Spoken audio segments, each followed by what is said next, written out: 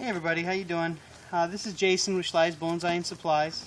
I haven't seen a lot of videos on how to start your black pine, how to get it thick and attractive with close branching so you can have good material to work later.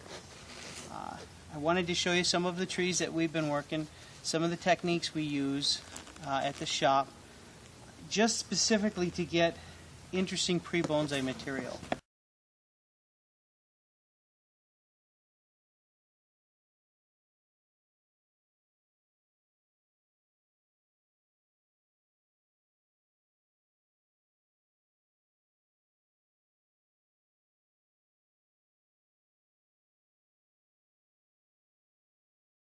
These ones are, like I said, coming up on 10 years, but we had about 4 years of putting them in the wrong mix. It was kind of a learning curve because nobody else here in Central Florida that I knew of was doing it long term. We don't use any organics anymore in the mix. It's strictly 100% inorganic. There's a lot of reasons for that. Here in Florida, it tends to turn into like a mush, and it stays too wet. We start having root rot issues, even if we only go 10% pine bark. We're up in Michigan, they use 30% organics, and the trees do just fine. It's just here where we have that constant rain, it just doesn't seem to work well.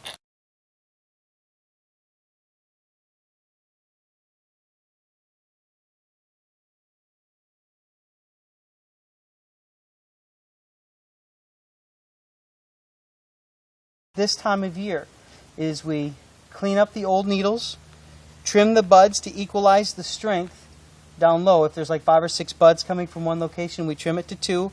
We always go with more vigorous buds down low here, but we do equalize them. If there's one that's a lot more vigorous than all the rest of them, we equalize because we want to equalize the strength.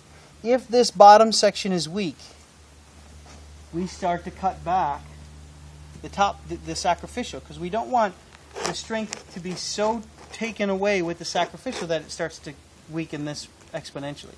Although this sacrificial takes enough strength away to keep the internodes tight down here. Also tends to help keep the needles a little bit smaller and a little bit more compact to an extent. You don't really start getting small needles and compact until you start working it as a bonsai tree. A couple things that we do this time of year.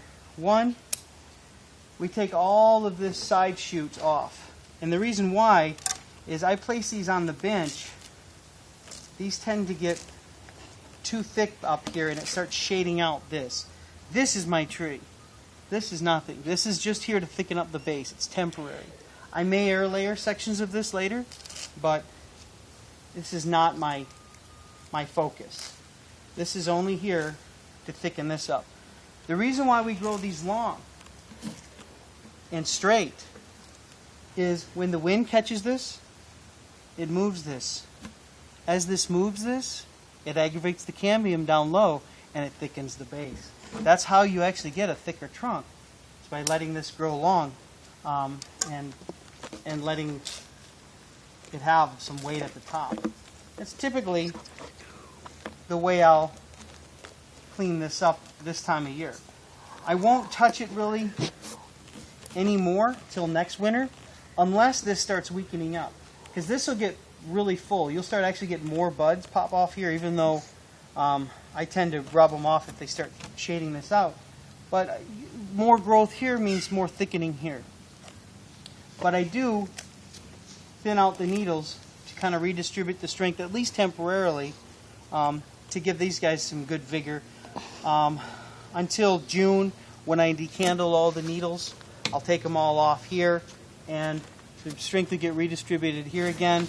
This thing will take off like wildfire, and then new buds will come in here and they'll be tighter and smaller.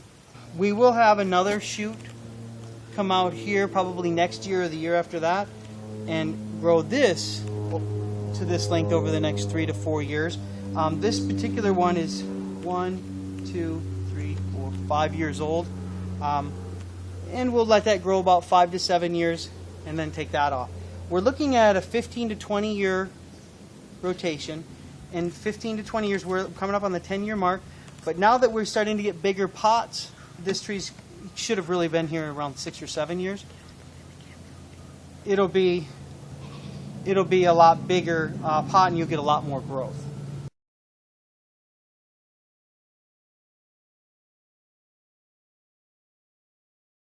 What I'm trying to do is build branches while I'm building trunk. It's a balancing act. If I do one too much, the other one starts to suffer. So it's a balancing act.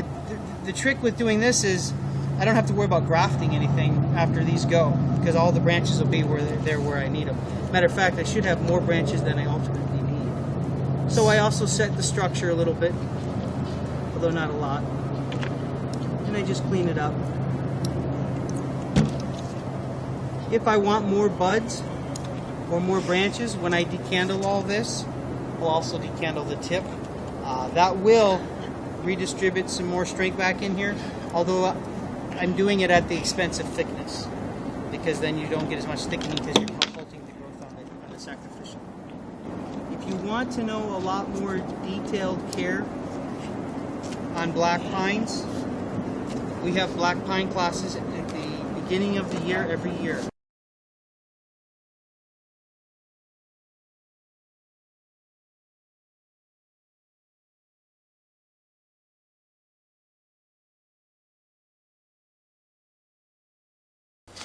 I use the needles as a mulch to keep the weeds down and to act as a moisture barrier on the surface of the pot, and a little bit of compost as it breaks down. I do fertilize these guys with organic fertilizer every 2 weeks, all during the growing season, starting mid to late February, early March, and I continue to fertilize them until typically October 15th. It's going to make sure that we get plenty of light in here for back budding. This right here is my tree, this little thing right here.